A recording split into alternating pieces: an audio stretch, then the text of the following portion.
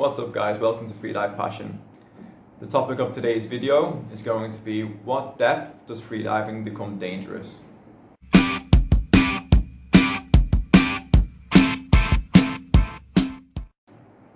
By the time I do a new depth, I'm already as certain as I can possibly be that I can do that depth. I've already put everything in place so I know all the different aspects of my freediving and my capabilities pretty much have proven that I can already do the depth I'm about to ask myself to do. Then it's just a question of doing it. I'm not doing it to prove a point. I'm not doing it to show anyone else what I can do. I'm just doing it because I know I can do it. A depth is only dangerous when you're not prepared for that depth. Do you know you can do the dive before you've done it? Do you know you can equalize to that depth? Do you know you can handle the CO2 buildup? Do you know you can handle the pressure? Do you know that your technique is good enough? Do you know that the way you've warmed up and prepared that day is adequate for that dive? If the answer is yes, then that dive is probably going to be quite safe. If the answer is no, then you're starting to run some risks. The problem with most freedivers is that they're not consistent. So one day they will be able to perform a certain depth in a certain way with a certain feeling. The next day it's going to be different, so maybe they can still get to the depth, but it didn't feel the same way. It felt more challenging or less challenging, or maybe now that day they can't equalize to that depth. This means they have a high level of inconsistency in their diving.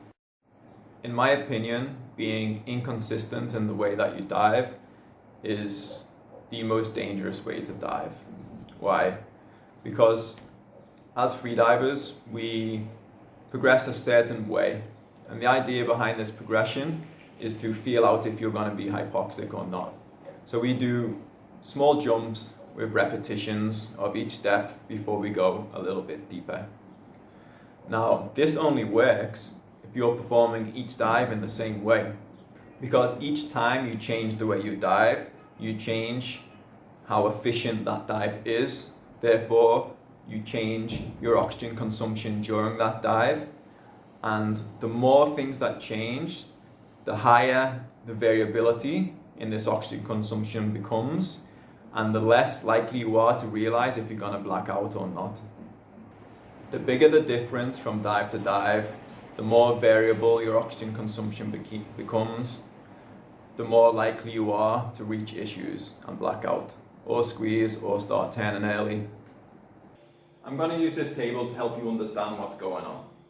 So on the bottom here, this axis represents depth, this axis represents oxygen consumption.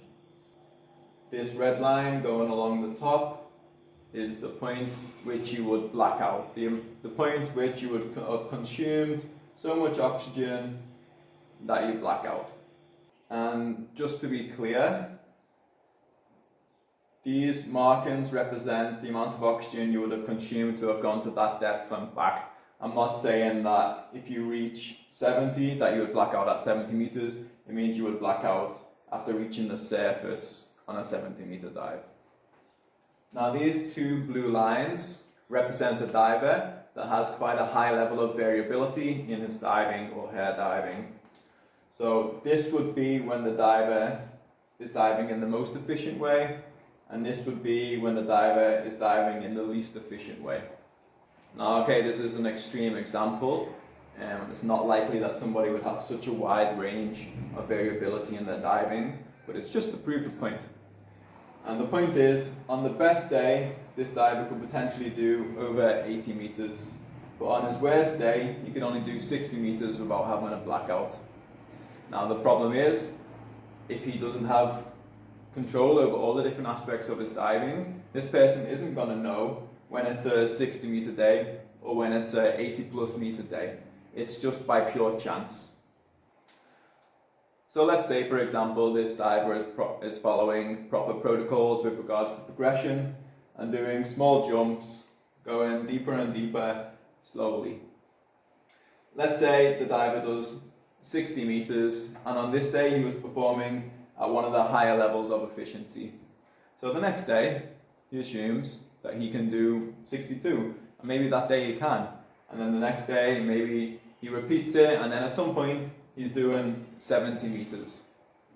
All the dives up until then have been quite efficient, but then let's say something changes. Maybe he doesn't sleep properly the night before, maybe because it's a deeper dive, the person becomes more stressed out, consumes more oxygen, and maybe he's kicking harder. You know, there could be any number of variables which aren't right. It could just be simply he's not feeling as relaxed as what he has been, therefore oxygen consumption is higher. So the diver is trying to do, let's say, 70 meters, but he performs at the lower end of the spectrum with regard to his efficiency. So this means obviously before the diver reaches the surface, he's going to black out. Now it's the responsibility of all divers to start to dive as consistently as possible. The tighter we can get this range with regards to our most efficient and our least efficient dives, the more safe our dives are going to be, the more consistent our dives are going to be, and the nicer our progression will be. The smart way to train and progress is to be continuously trying to lock down the different aspects of your diving and have these things under control so it's exactly the same for each dive. Of course, over time, the whole point in training is to also become more efficient in these things. So you should get these different aspects of your freediving better. But like I was saying, it becomes dangerous when one day your relaxation is great, then the next day you're not relaxed at all during the dive. Or one day your equalization is perfect, the next day it's not. Or one day you fast before you dive, and then the next day you have a big breakfast before you dive. Each of these things is changing variables. Each of these things is changing oxygen consumption.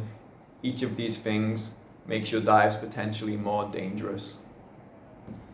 The most dangerous type of freediver is a freediver that has a high level of variability between his dives or her dives and is still trying to add depth and progress and go deeper. The high variability in the oxygen consumption between the dives means even like a responsible, steady, slow progression is not going to guarantee not blacking out or having an LMC or squeezing. I hope you enjoyed the video. I hope it was informative and you've learned something. Until next time, guys and girls, take it easy and dive safe.